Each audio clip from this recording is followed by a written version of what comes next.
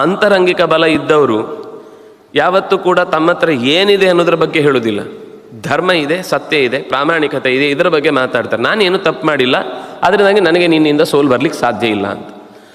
ಈ ತಪ್ಪು ಮಾಡಿದವರು ಯಾವತ್ತೂ ಕೂಡ ಅವ್ರ ಹತ್ರ ಇರುವ ಮಿಸೈಲ್ಗಳೆಷ್ಟಿವೆ ಅಥವಾ ಆ ಬಲ, ಬೇರೆ ಯುದ್ಧ ನೌಕೆಗಳ ಬಲ ಎಷ್ಟಿದೆ, ಇದನ್ನು ಲೆಕ್ಕ ಹಾಕ್ತಾ ಇರ್ತಾರೆ.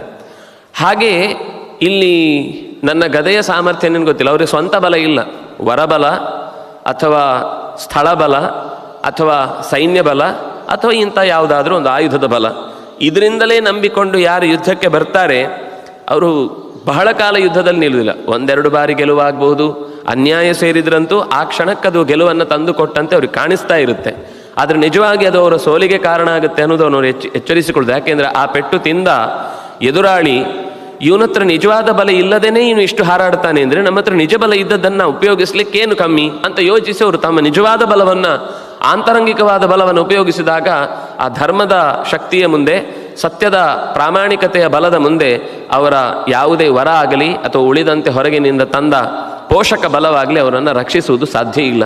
ಹಾಗಾಗಿ ದುರುಳರು ಕೆಲವೊಮ್ಮೆ ಇಂಥ ಅನರ್ಥಗಳನ್ನೆಲ್ಲ ಮಾಡಿದಾಗ ಅದು ಅವರ ಬಲವನ್ನು ಲೋಕ ಪರಿಚಯದಲ್ಲಿ ಇಟ್ಟುಕೊಂಡು ಇನ್ನಷ್ಟು ನಾವು ಅದಕ್ಕೆ ಎದುರಾಳಿ ಆಗಬೇಕಾದ್ರೆ ನಮ್ಮ ಕರ್ತವ್ಯದಲ್ಲಿ ನಾವು ಇನ್ನೆಷ್ಟು ಹೆಚ್ಚು ಗಟ್ಟಿ ನಿಲ್ಲಬೇಕು ಅನ್ನೋದನ್ನು ತೋರಿಸ್ಲಿಕ್ಕೋಸ್ಕರ ಇರುತ್ತೆ ಅಂತಲೇ ನಾವು ಯೋಚಿಸಿ ಅದಕ್ಕೆ ಸರಿಯಾದ ರೀತಿಯ ಮುಂದಿನ ಬೆಳವಣಿಗೆಯನ್ನು ಚಿಂತಿಸಬೇಕು ಅನ್ನುವ ಚಿಂತನೆಯ